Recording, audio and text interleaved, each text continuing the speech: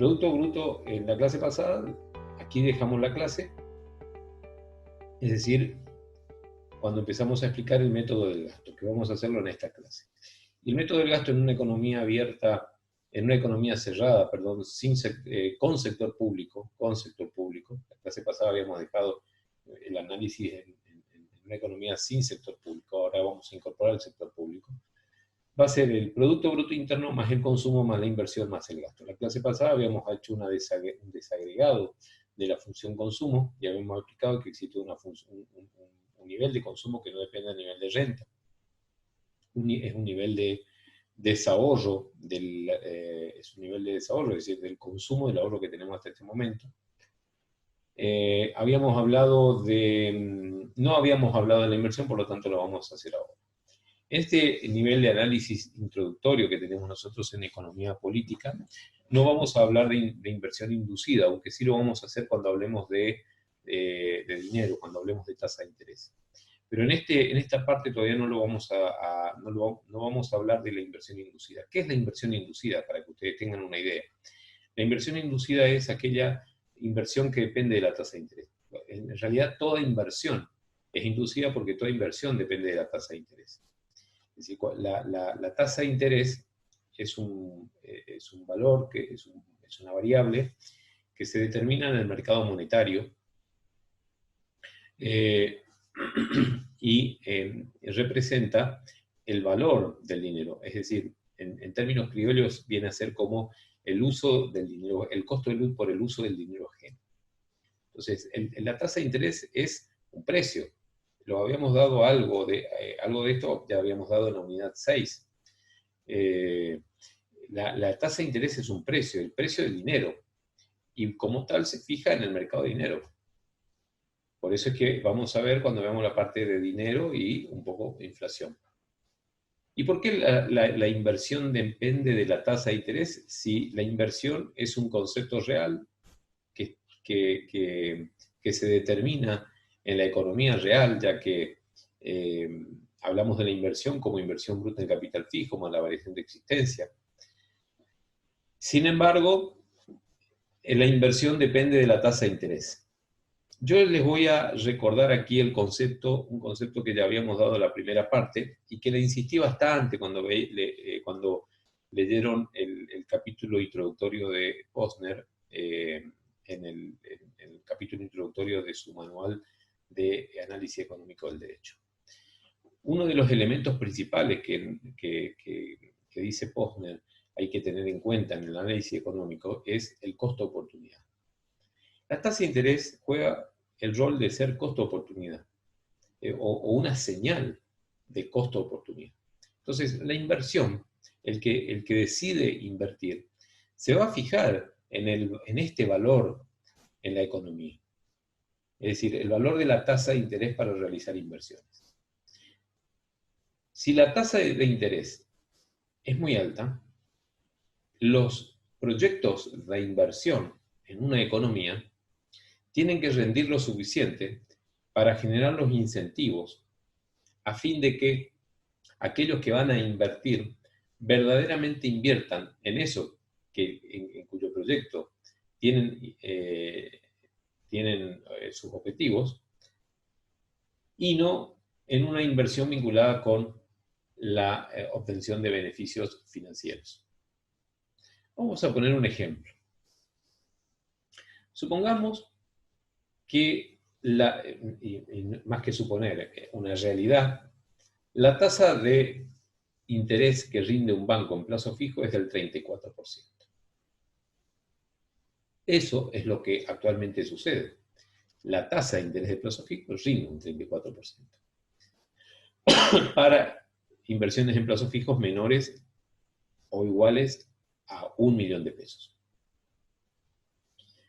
Resulta de que si yo tuviera 1 millón de pesos, inversor, y estoy entre comprar una máquina para embolsar arroz y vender arroz minorista, es decir, comprar una máquina y poner a trabajar la máquina, lo cual implica incorporar trabajadores, alquilar un local, etcétera, pagar servicios.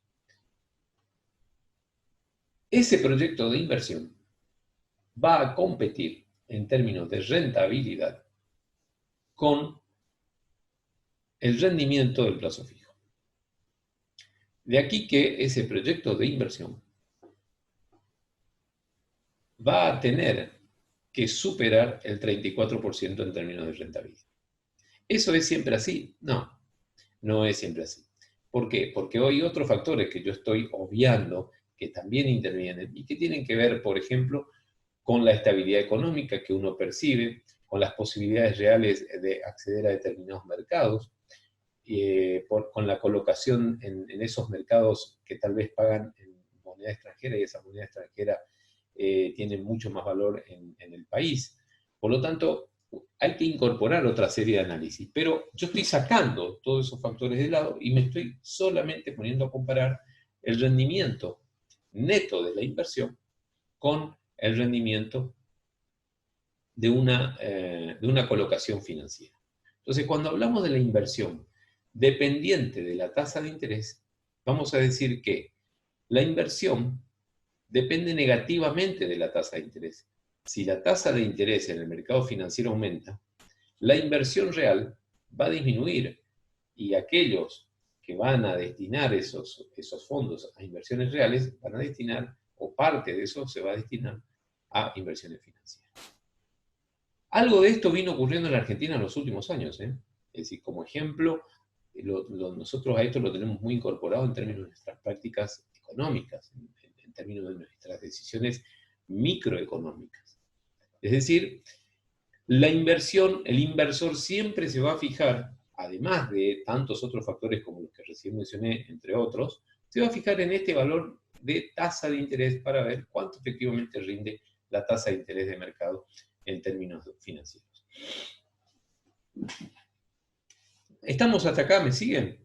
¿Se entendió? Entonces, esta relación entre inversión y tasa de interés, esto es importante, hay una relación negativa entre inversión y tasa de interés, una relación inversa. A medida que aumenta la tasa de interés, la inversión va a disminuir.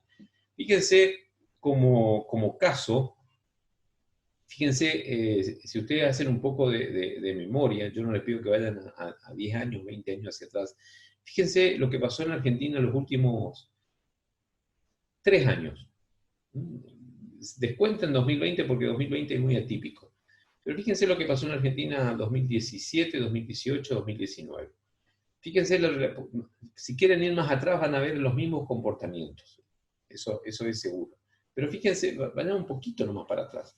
Fíjense lo que sucedió como mecanismo de contención de inflación. Como mecanismo de contención de inflación, ¿qué hacía el gobierno nacional? Aumentaba la tasa de interés.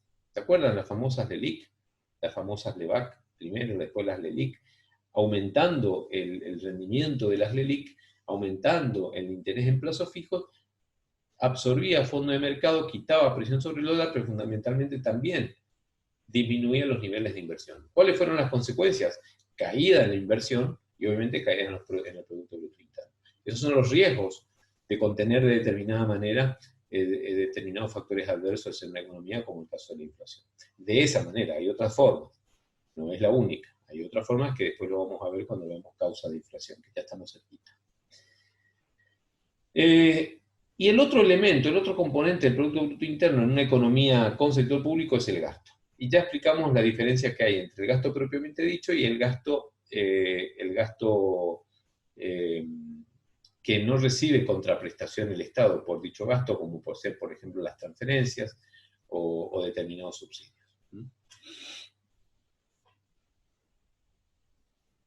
¿Cómo financia el gasto el gobierno? Con impuestos. ¿Cómo se financia la inversión? Con ahorro.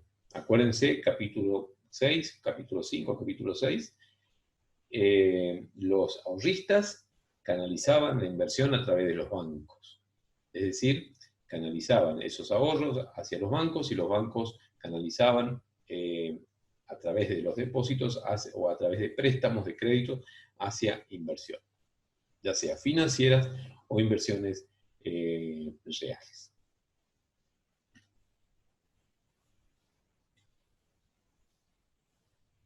Vamos a seguir esto. Obviamente que acá hay un concepto que es importante, que es el del Producto Bruto Interno a costo de factores. Ese concepto que nosotros dimos antes es el concepto de Producto Bruto Interno a precio de mercado. Fíjense, si yo quisiera sacar el Producto Interno Nacional, el Producto Interno Neto, no bruto, neto, a costo de factores, a precio de mercado, perdón. Lo que yo tengo que deducirle son las depreciaciones. Y si quisiera sacar el Producto Interno Neto a costo de factores, tengo que restar al Producto Bruto Interno, que es el consumo más la inversión más el gasto, las depreciaciones, que eran las disminuciones del valor de los bienes de capital como consecuencia del paso del tiempo o del uso, menos los impuestos indirectos netos de subsidios.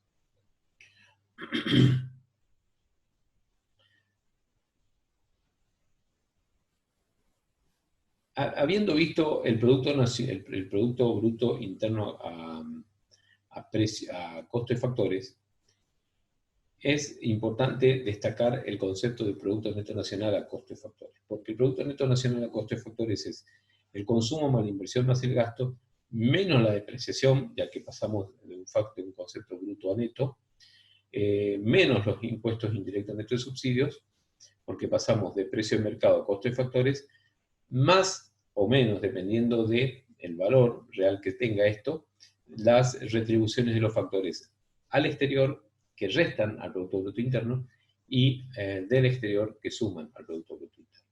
También es otro concepto importante que le pido repasen, teniendo en cuenta que podemos empezar a pensar en ejercicio de conversión, es decir, de producto bruto interno a Producto Neto Nacional, por ejemplo, cuáles son todas las deducciones que se deben hacer. Bien, al final de la clase pasada, creo que fue Alejandro quien preguntó acerca del concepto de variación. Es decir, nosotros estamos acostumbrados a observar el crecimiento económico a través del Producto Bruto Interno mediante las tasas de crecimiento. Es decir, nosotros solemos cuantificar o tener idea del nivel de crecimiento o de decrecimiento del producto a partir de las variaciones porcentuales del producto. ¿Esto qué quiere decir? Nosotros no decimos, bueno, el producto es de 100.000 millones de dólares, 500.000 millones de dólares, decimos la tasa de crecimiento del producto este año va a ser de 11% negativa, el año que viene se espera que la economía crezca un 5%, el año pasado la economía decreció un casi 2,5%, y así sucesivamente vamos estableciendo nociones de cálculo del producto a través de la variación, no a través del valor absoluto. Y entonces me pareció muy útil poder mostrarles cómo se obtiene la tasa de variación del producto. La tasa de variación del producto se obtiene a través de una fórmula que es muy simple, muy sencilla, que la tienen ahí expuesta, que es la tasa de variación del Producto Bruto Interno de un periodo, va a ser igual a la tasa de variación del periodo T, que es lo mismo decir del periodo actual, menos el Producto Bruto Interno del periodo anterior, o sea, del año anterior, dividido el Producto Bruto Interno del periodo anterior. Todo esto multiplicado por 100. Esta es la fórmula de cálculo de una tasa de variación de cualquier variable, ya sea de producto, de inflación, de pobreza, de tasa de interés, de la que a ustedes se le ocurra, económicas o no económicas. Una tasa, un cálculo muy sencillo es el de la tasa de variación.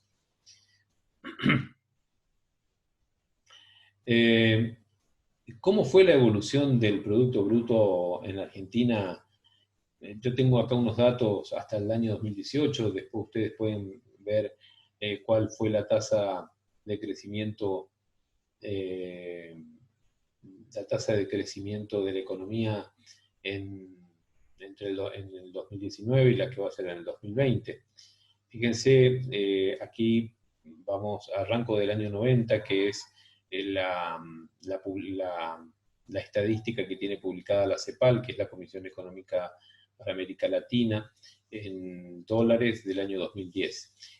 ¿Qué significa dólares del año 2010? Significa que el año 2010, para el cálculo del Producto Bruto Interno, fue el año base. Es decir, el año base o el año de referencia fue el año 2010. ¿Qué significa esto? Significa que todos los valores se comparan en términos de la evaluación del producto en el año 2010. Se toma como referencia el 2010 con una tasa de variación, en este caso se toma el nivel de precios, perdón, se toman los niveles de precios del año 2010. Y todos los bienes producidos en los periodos anteriores y posteriores se toman los valores del año 2010. Entonces tenemos para todos los años una misma base de comparación en términos de precios. Esto es, vuelvo a repetir, es muy importante. El año base es el año de referencia con el cual se comparan los valores de los bienes producidos en años anteriores y en años posteriores al año de referencia o al año base. En este caso 2010, por lo tanto, todos los años anteriores al 2010, la cantidad de bienes y servicios producidos durante los años anteriores se multiplican por los precios de esos bienes en el año 2010. Y así lo mismo con los bienes producidos en años siguientes. Distintos sería, nosotros calculamos el Producto Bruto Interno a valores corrientes, no a valores constantes, que en este caso se toma solamente el año de referencia del periodo considerado. Por ejemplo, yo voy a tomar el Producto Bruto Interno a valores corrientes del año 2018, multiplico la cantidad de bienes y servicios del año 2018 por los precios del año 2018. Y hago lo mismo con lo del 2017 y lo mismo con el 2016. Con la evaluación a valores constantes, esto no pasa. Se lleva a un año de referencia. Yo entiendo que puede ser un poco complejo y hasta aburrido el tema, pero de todos modos es un tema sumamente útil. Profe, ¿me oye? Sí, te oyo, Alejandro. Quería consultarle acerca del cuadro en el slide anterior, no sí. en este, sino en el anterior. Se acerca a los valores de referencia de la tasa de variación, el 10,58, 9,61, 5,72. ¿Eso es referencia del año 93 con respecto al 2010, cada uno de esos valores, o es con respecto al año anterior? Ah, está bien la pregunta. Sí, es con respecto al año anterior, Alejandro. Es decir, vamos de vuelta, tenés razón. Los valores del Producto Bruto Interno se contabilizan a valores constantes. Significa que estos valores que ustedes ven en esta tabla, PBI en dólares del año 2010, fíjense, por ejemplo, yo tomo el PBI de la Argentina para el año 1991. Pero en realidad el PBI del año 91, así expresado, como está allí, está expresado a valores del año 2010. ¿Qué significa esto? Se han tomado los bienes y servicios producidos en el año 91 y se han multiplicado o se han expresado, que es lo mismo, a valores del año 2010. ¿Se entiende? Alejandro. ¿Podría repetir esa parte? Sí, bueno. Supongamos, en el año 91 producimos 10 camiones y 50 sandías. ¿Estamos? Solamente 10 camiones y 50 sandías. En el año, si yo tomara todos los valores a valores corrientes, es decir, si yo multiplicara los precios de los 10 camiones y las 50 sandías del año 91, yo sacaría un valor corriente. ¿Qué pasó? Entre el 91 y el año 2010, los camiones y las sandías aumentaron o variaron su precio de mercado de una manera general, digamos. Hubo inflación, en el medio hubo inflación. Entonces, si yo quiero hacer una comparación en la evolución del Producto Bruto de todos estos años que estoy considerando, no lo voy a poder hacer porque no tengo valores homogéneos. Entonces, todos los valores yo los tengo que llevar a un valor de referencia. Sí, ahora sí entendí. Lo llevo al PBI real. Claramente. No al nominal. Exactamente. Muy bien, exacto. Perfecto. Entonces, yo llevo el valor, la cantidad producida, 50 camiones, 10 camiones, 50 sandías, al valor de lo que producido en el año 91, al valor de los 10 camiones y las 50 sandías en el año 2010. ¿Está claro? En el año 91, los 10 camiones y las 50 sandías valían 100 pesos, por decir algo.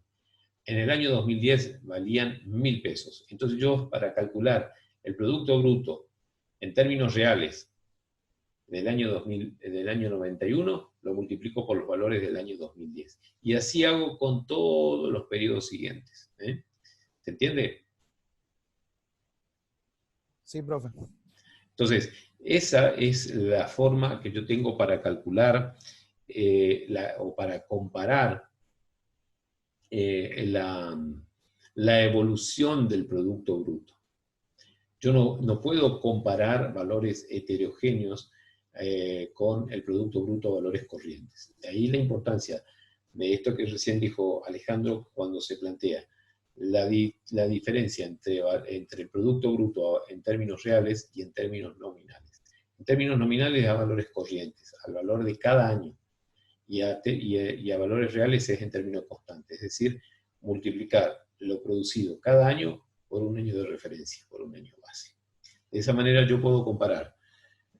Más adelante podemos ver esos mismos datos en un gráfico, y aquí en el gráfico de la izquierda vamos a ver la evolución que tuvo el Producto Bruto en términos absolutos. Es decir, la variación de año por año en términos absolutos, vamos a ver que el producto hasta el año más o menos 2012, excepto el año 2001, tuvo una fuerte caída, obviamente que empezó en el año 98 aproximadamente. Acá yo no pude graficar los años. Otra fuerte caída tuvimos en el año 2009, producto de la crisis financiera internacional, de los bonos subprimes. Después La década googleé del qué 70. son los bonos subprimes, los llamados bonos basura, los bonos hipotecarios de Estados Unidos, y luego una fuerte tendencia al crecimiento hasta el año 2012, y en el año 2012 entramos en un periodo de inestabilidad, lo cual se observa con mucho más detalle aquí en este otro gráfico, pero que representa las tasas de variación. Eso lo podemos ver acá en estos valores numéricos. Fíjense, en el año 91 crecimos una tasa del 10%, 92 del 9%. Fíjense, en el año 2002 decrecimos un 10%, y un año de fuerte crecimiento fue el año 2010 con una tasa de crecimiento del 10%, y del 2011 del 6%. Fíjense, a partir del año 2012, que tenemos una caída del 1% en la economía en el año 2013 crece al 2,41%, decrece nuevamente en el 2014, crece en el año 2015, decrece en el 2016, vuelve a crecer en el 2017, decrece en el 2018, lamentablemente decrecimos en el 2019, y seguramente ahora también el resultado final va a ser un fuerte decrecimiento en la economía argentina. Bien, ya habíamos hablado en la clase pasada del Producto Bruto per cápita. Bien, ¿alguna duda hasta acá? Aquí lo mismo, traje muestro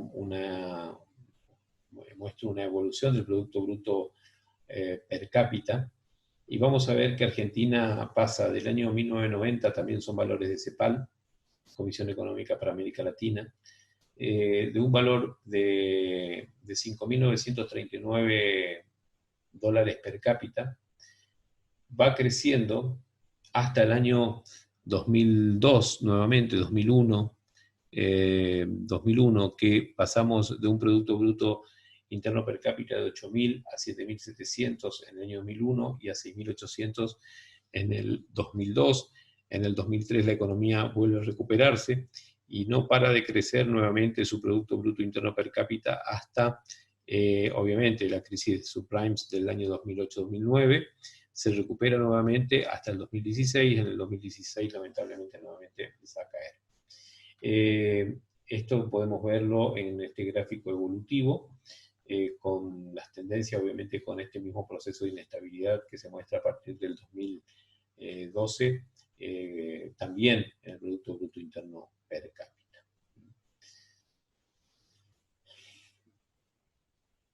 Una breve disquisición sobre el Producto Bruto Nominal y Real, que lo trajo Alejandro ya de manera anticipada.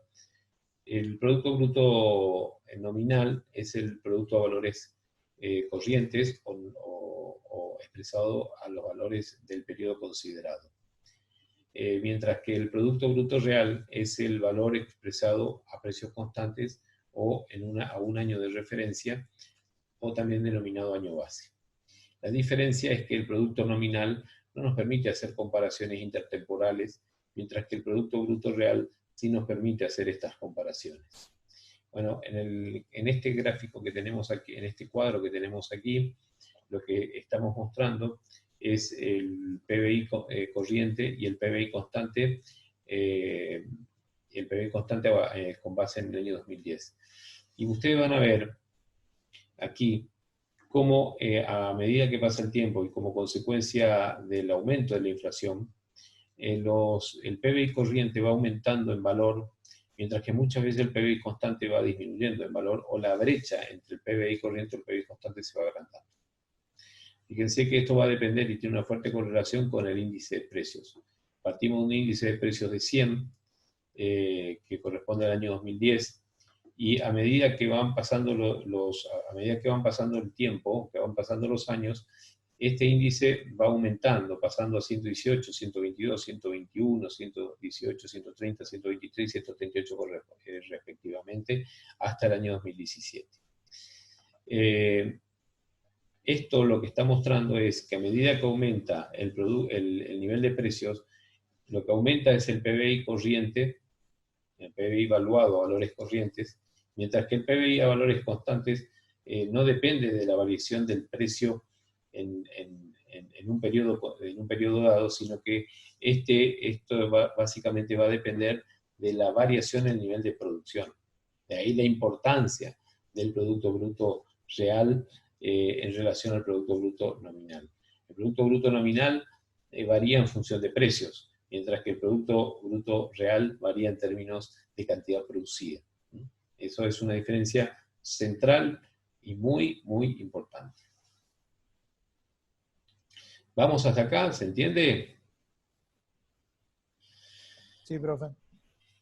Bien, vamos, Ale, bien, bien, bien.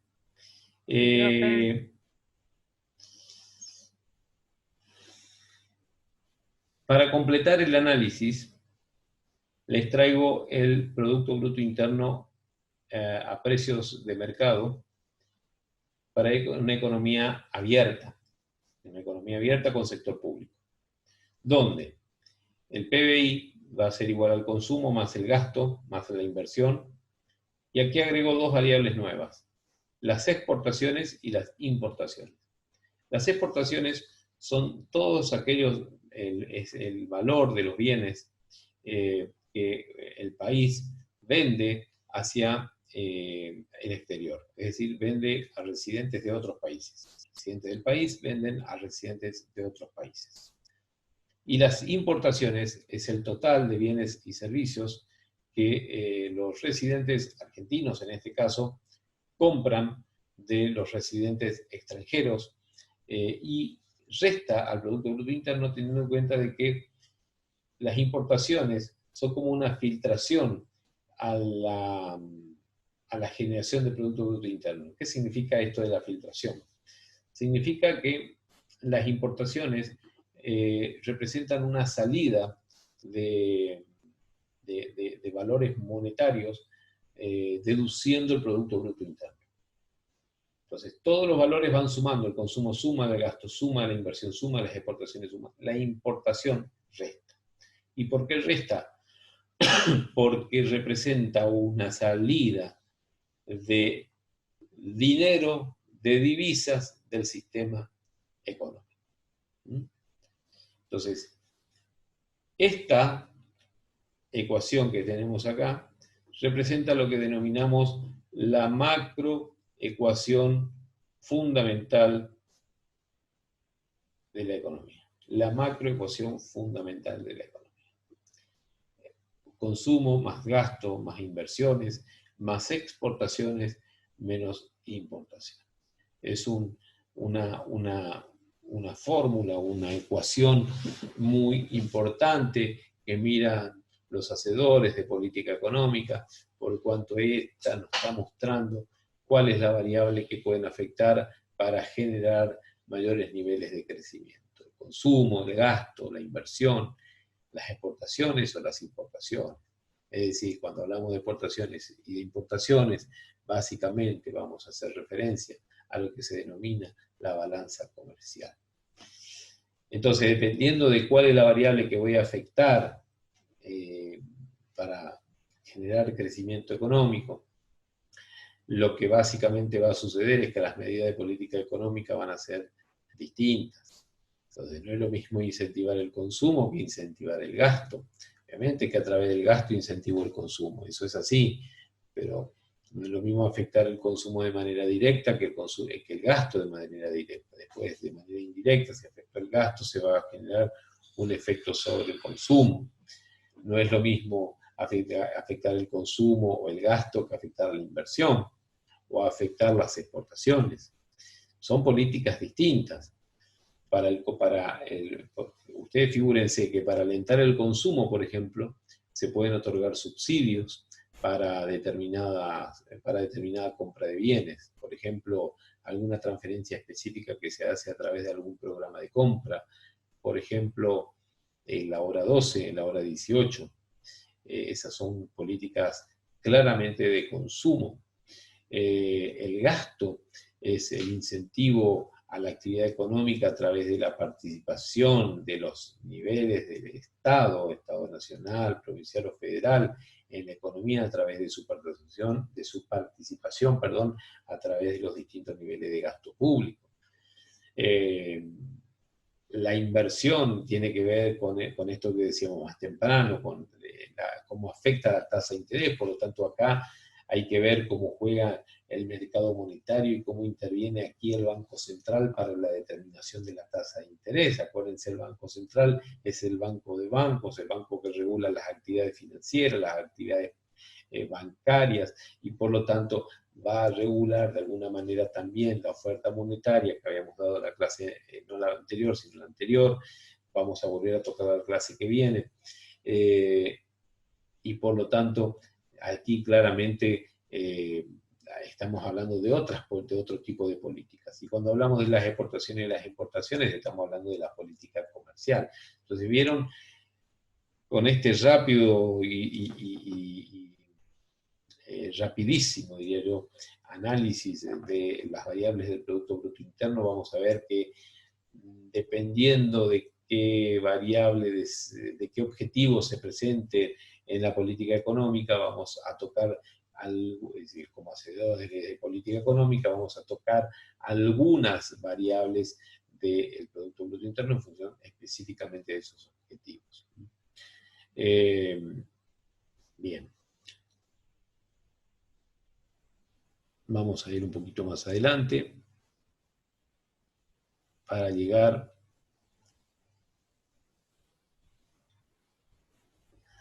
al ingreso nacional. Vamos a quedarnos un poquito acá, en el ingreso nacional. Estos temas están en BESIL, creo que lo habían compartido en el grupo el otro día, al material de BESIL. Está BESIL también en la bibliografía básica del programa.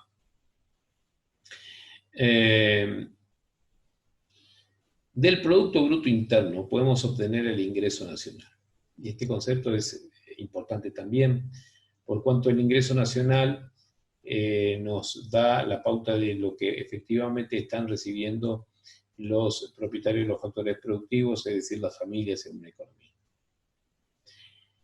Para llegar del Producto Bruto Interno a precio de mercado hacia el ingreso nacional, nosotros hacemos que el ingreso nacional sea igual al Producto Bruto Interno a precio de mercado menos la depreciación, para pasar de bruto a neto, sumándole las transferencias que recibimos del exterior y restándole las transferencias que giramos hacia el exterior para obtener o para pasar del interno al nacional, del concepto interno al nacional. Y para pasar de precio de mercado a costo de factores, deducimos los impuestos indirectos netos de subsidios.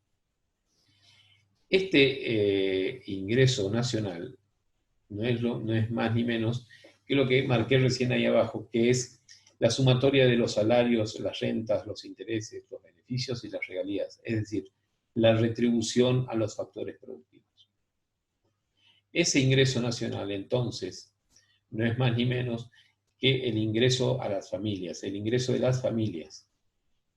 ¿Pero qué tipo de ingreso es? Es el ingreso nacional. Ni siquiera es el que efectivamente están disponiendo las familias. Para llegar al ingreso que disponen las familias, vamos a pasar primero por un concepto que se denomina ingreso personal, que es el ingreso nacional menos los impuestos directos. Los impuestos directos, como habíamos dicho hace dos clases, son los impuestos cuyos sujetos activos están identificados. Por ejemplo, el impuesto a las ganancias, tanto de personas físicas como de personas jurídicas. Los beneficios no distribuidos por las empresas. ¿Qué significan los beneficios no distribuidos por las empresas? Son aquellos beneficios que las sociedades no le distribuyen a sus accionistas y que se reservan como posibles inversiones futuras estas empresas. ¿Por qué le restan al ingreso nacional? Porque en realidad esto que podrían haber obtenido los accionistas de estas empresas no lo están recibiendo porque las empresas no distribuyen. Ahora, la salvedad que hay que hacer es que las empresas no cometen ningún delito, no cometen ninguna acción ilegal por no llevar adelante beneficios, por no distribuir beneficios, perdón. ¿Por qué? Porque las empresas pueden resguardar estas acciones en sus estatutos o en asamblea de accionistas. Es decir, ponerse de acuerdo en las asambleas de accionistas de que efectivamente determinado monto de un ejercicio económico no se distribuye. También le restamos los aportes a la seguridad social. ¿Qué son los aportes a la seguridad social? Los aportes que realizamos a las obras sociales, a las cajas de jubilación y otras. Es decir, fondos que nosotros no recibimos, que podríamos recibirlo, pero que no recibimos porque van destinados directamente a estas cajas, tanto de jubilación como obras sociales, etcétera, etcétera. Entonces, ese combo de conceptos, fíjense que son beneficios que podríamos estar recibiendo, pero finalmente no los recibimos por el trabajo que hacemos o por las inversiones que realizamos en determinadas empresas. Ahora, lo que sí se suman son las transferencias que recibimos o que reciben algunos en la economía, en el sistema económico. Luego, para llegar al ingreso personal, al ingreso disponible, le restamos al ingreso personal los impuestos indirectos, es decir, lo que efectivamente nos están cobrando, estamos pagando, o estamos erogando cuando realizamos la compra de un bien grabado por algún impuesto indirecto, por ejemplo, el impuesto al valor agregado. De esa renta disponible, las familias destinan parte al consumo y parte al ahorro. Las familias destinan parte al consumo y parte al ahorro. De allí que el ahorro de las familias va a ser igual al ingreso disponible menos el consumo. Todo lo que no se consume se ahorra. De allí que podemos relacionar este punto con la formación del capital, porque el ahorro se canaliza a través de los bancos hacia proyectos de inversión específicos. En una economía en equilibrio, lo cual es tremendamente difícil poder obtenerlo en términos reales, aunque sí en términos teóricos, el equilibrio en la economía se alcanza cuando el ahorro, uno de los conceptos de equilibrio, es cuando el ahorro iguala a la inversión. Es decir, todos los fondos ahorrados están siendo invertidos en esa economía. Bien. ¿Alguna pregunta hasta acá? No, profe. Bien. ¿Se va entendiendo? hay tres temas, hay un par de temas que quiero terminar de desarrollar. La medición del crecimiento económico, ustedes la tienen, ya la hemos visto. La medimos a través del Producto Bruto Interno, que hemos dado el concepto la clase pasada y esta, con sus distintas variantes, es decir, el Producto Bruto Interno, Producto Bruto Nacional, Producto Neto, etc. Y otra medida del crecimiento es el Producto Bruto Interno per cápita. Ahora, la pregunta que hay que hacerse es, ¿cuáles son los factores condicionantes del producto, del crecimiento? Bien, yo quiero compartir con ustedes algunas opiniones, más que opiniones, algunos resultados de la práctica económica, y que también lo exponen autores como Samuelson, como Basile, como Mucho, que tienen la bibliografía. El PBI, básicamente, el acuerdo que existe, que va a depender de la disponibilidad de desarrollos tecnológicos, lo que haría de que los países, sobre todo los países en vía de desarrollo, se vuelvan cada vez más independientes en términos de los desarrollos tecnológicos para la producción interna de estos países. Entonces, cada vez nosotros vamos a tener más chances de crecer cuando mayores desarrollos tecnológicos tengamos. Fíjense lo que está pasando con la vacuna contra el COVID. Si nosotros tuviéramos todos los avances tecnológicos en la República Argentina para desarrollar una propia vacuna, de por sí hay algunos elementos que nos pueden permitir generar la vacuna, pero no tenemos toda la industria completa, la industria encadenada para llegar a las fases finales. Nosotros podríamos producir vacuna. Ahora dependemos evidentemente de los desarrollos tecnológicos de países más avanzados que tienen sus cadenas productivas en materia farmacéutica mucho más desarrollada que nosotros. Rusia, Inglaterra, Estados Unidos, Francia, etc. Entonces, aquí estamos viendo claramente cómo los desarrollos tecnológicos en cierta forma nos vuelven, por ahí no tener los desarrollos tecnológicos adecuados, nos vuelven dependientes de otros países.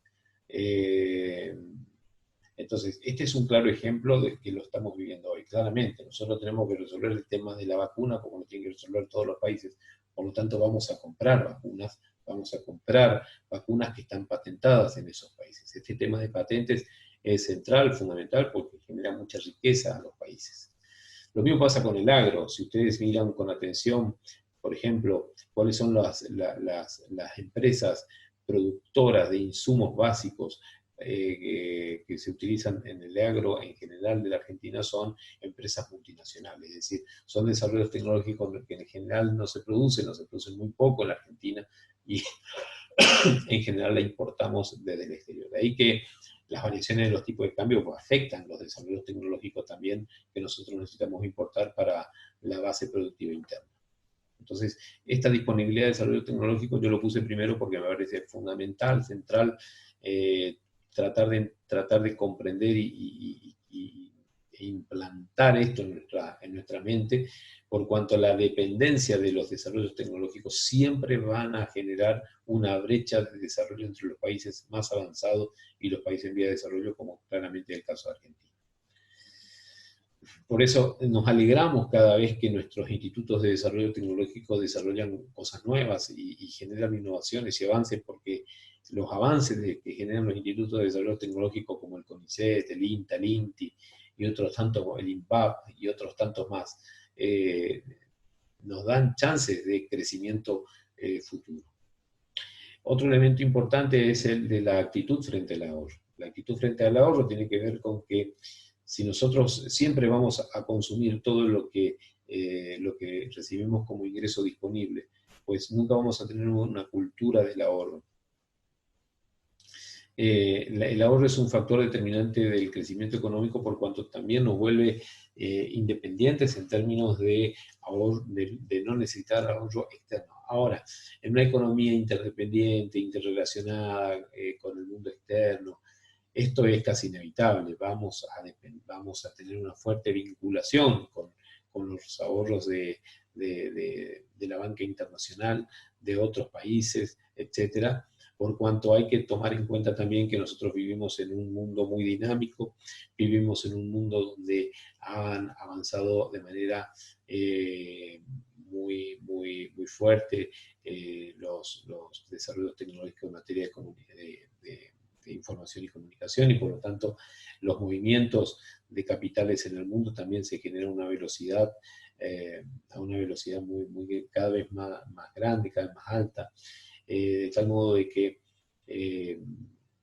hoy nuestros bancos en Argentina están muy vinculados con la banca financiera internacional, de tal modo de que también entre estas sucursales, entre los distintos países, haya movimiento de capitales a través de los fondos de inversión, a través de inversiones internacionales, etc.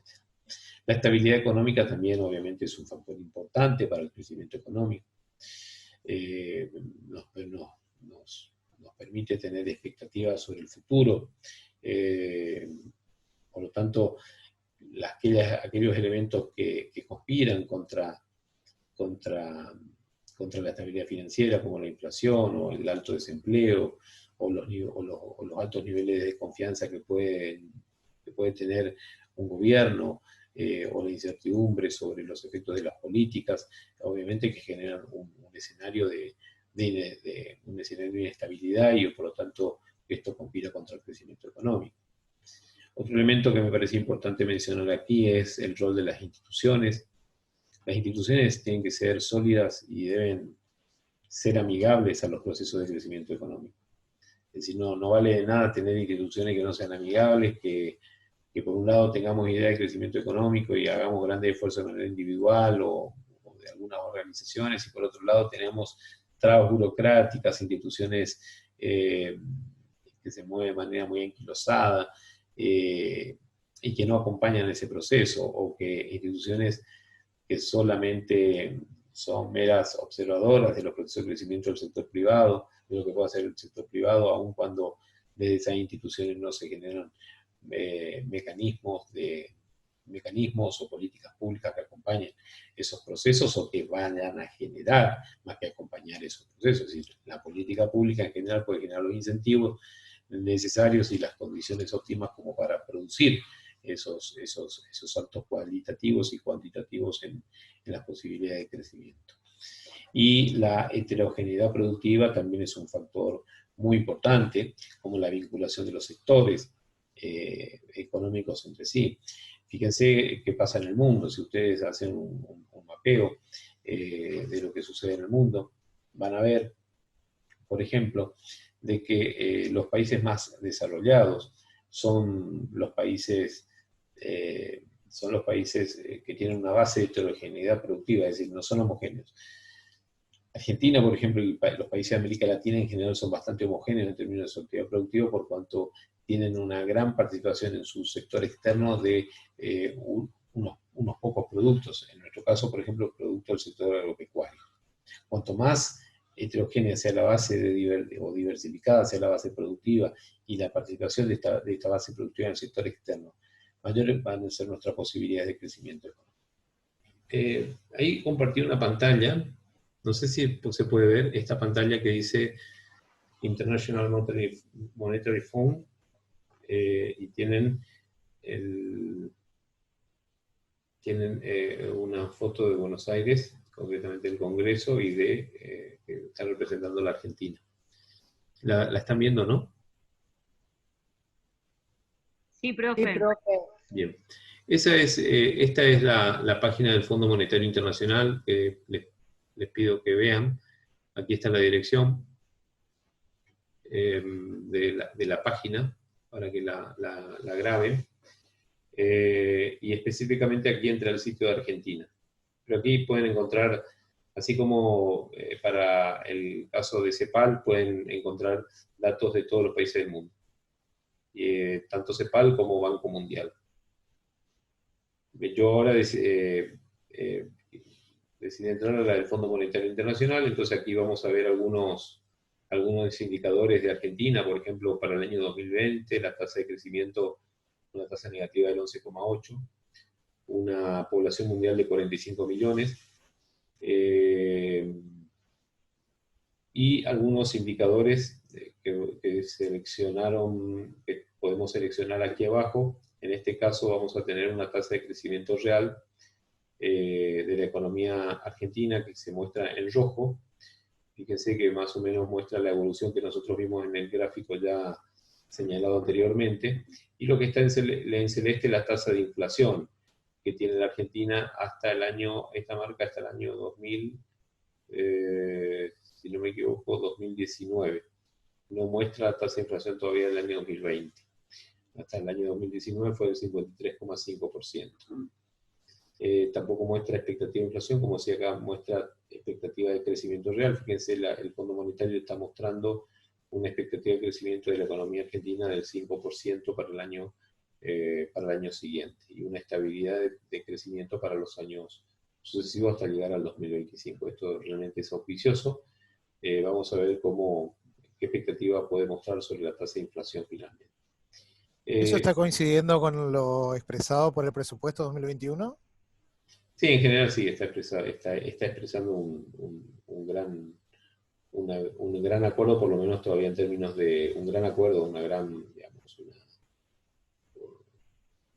una visión compartida en términos de lo que efectivamente puede ser el crecimiento. Y efectivamente creo que, como opinión personal, creo que el Ministerio de Economía pautó una tasa de crecimiento del 5%, del 4,5% en virtud de la proyección del Fondo Monetario, teniendo en cuenta justamente su estrategia de negociación de deuda.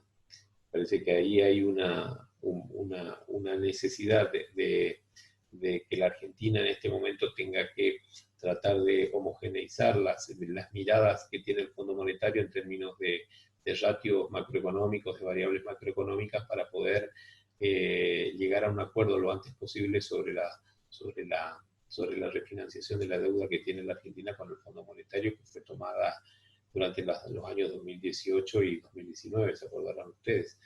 Entonces ese nivel de deuda que alcanza, que representa unos 45.000 millones de dólares con vencimiento en los próximos 3 años, representan sinceramente un grave escollo, un grave problema, un grave obstáculo para el déficit fiscal, es decir, la diferencia entre ingreso y egreso,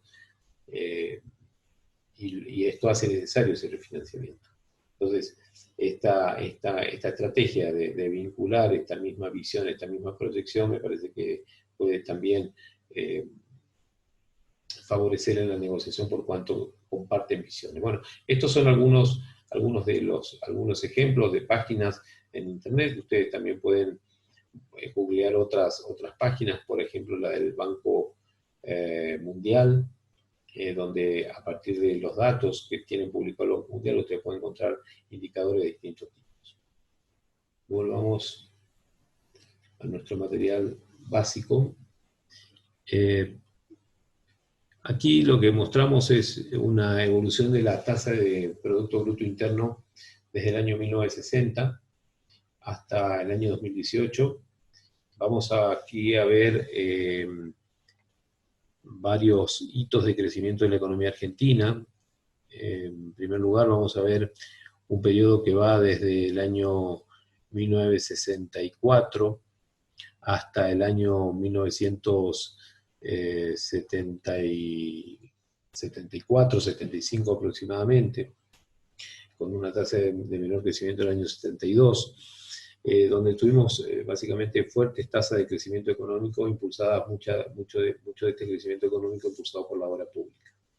Otra etapa fuerte de crecimiento económico aquí, nosotros entre el año 75 y el año 89-90, que es este periodo que marco aquí, entre este amarillito y este verdecito que está acá, fue un periodo de muchísima inestabilidad económica que abarca tanto el lamentable proceso mal llamado de reorganización militar, de reorganización nacional del año 76 en adelante, y el gobierno de Raúl Alfonsín desde el año 83 hasta el año 89. El periodo que va del 83 al 89 obedece más a cuestiones de crisis de deuda, no solamente de Argentina, sino fundamentalmente de crisis de deuda de México, que afectó tremendamente a las finanzas de los países en vía de desarrollo, fundamentalmente Brasil, Argentina, México, etcétera, y que generó un tremendo proceso de inestabilidad económica durante esos años, y que vino en la hiperinflación del año 89. Ustedes, por ahí, los que vivíamos en ese tiempo, nos acordamos perfectamente. Por ahí los que están cursando con 18, 19, 20 años, no habrán vivido este tiempo. Fue un periodo de hiperinflación que representaba tasas de inflación de más del 1000% anual. Es decir, entre el año 89 y el año 90 tuvimos tasas de inflación del 1200% anuales. Imagínense, ahora tenemos tasas del 53% y estamos, sinceramente, complicado desde el punto de vista económico y financiero. Imagínense con tasas de inflación del 1000%. Realmente son verdaderas crisis y hasta catástrofes económicas y financieras. En el año 90, en el año 91, la economía toma un impulso a través de lo que se denominó la aplicación del plan de convertibilidad, con una caída en el año 94, 95, este azul que está acá, que marco, producto del efecto tequila, una crisis financiera desatada en México, como consecuencia de una cesación del pago de deuda y una devaluación que tuvo México en ese año. Eso generó un fuerte impacto sobre los países como Argentina y Brasil, y ha generado una caída en los niveles de ocupación, una caída en los niveles de empleo, de crecimiento económico. La economía se recupera durante 3 años adicionales y luego se produce lo que se denomina el escenario de crisis para llegar al 2001 y 2002, con una caída del más del 10% del Producto Bruto Interno. A partir del año 2002 la economía se recupera y tenemos tasas de crecimiento por encima del 7% en todos los años, hasta la crisis de la subprime, que caemos a una tasa superior o cercana al 10%, para luego recuperarnos nuevamente rápidamente en el año 2010 y así sucesivamente hasta llegar al 2012, que entramos en este círculo, en esta etapa 2012 en adelante de gran inestabilidad económica en el país, con años de crecimiento y acompañados de años de decrecimiento económico. Esto me parece valioso porque nos permite tener una mirada en perspectiva del crecimiento económico. Es decir, en los últimos 60 años, en los últimos 70 años, tuvimos muchas etapas de crecimiento económico, como así también tuvimos etapas de decrecimiento económico, etapas de mucha pérdida de valor de nuestra economía, y lo que hay que saber identificar cuáles son las causas de esas crisis que hemos tenido. Aquí claramente lo que se ve es un ciclo bastante inestable de nuestra economía argentina, pero con periodos de altísima tasa de crecimiento, como ser, por ejemplo, a fines de la década del 60, parte de la década del 70, a partir del año 91 en adelante hasta el año 98, y desde el año 2002-2003 hasta el año 2012. Obviamente con altibajos en esos periodos, pero que la economía en definitiva tenía saltos cuantitativamente altos posteriormente.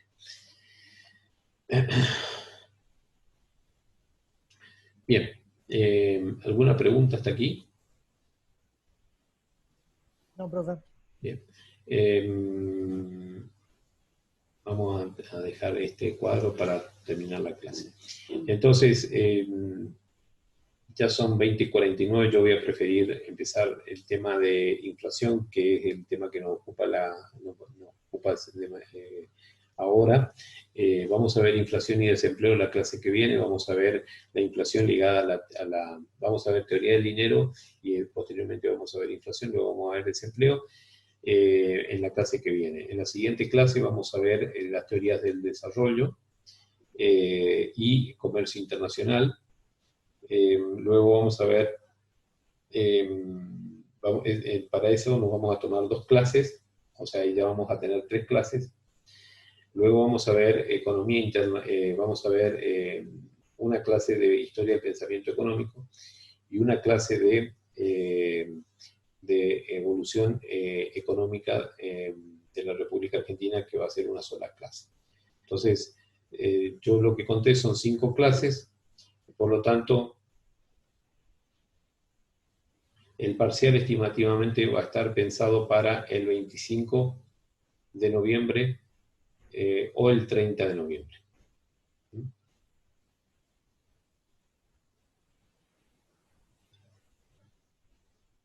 ¿Estamos?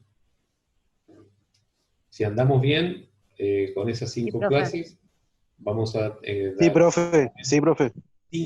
el 25 de noviembre. Bueno, si no hay preguntas, nos vemos en la próxima clase. Les subo esta clase al aula, ni bien tenga la grabación. No se olviden de que la clase pasada ya está subida, así que estén atentos también a que posiblemente este fin de semana suba algunas preguntas para que ustedes se vayan ejercitando. Saludos para todos, nos vemos, y todas las chicas también. Un fuerte abrazo, nos vemos el lunes.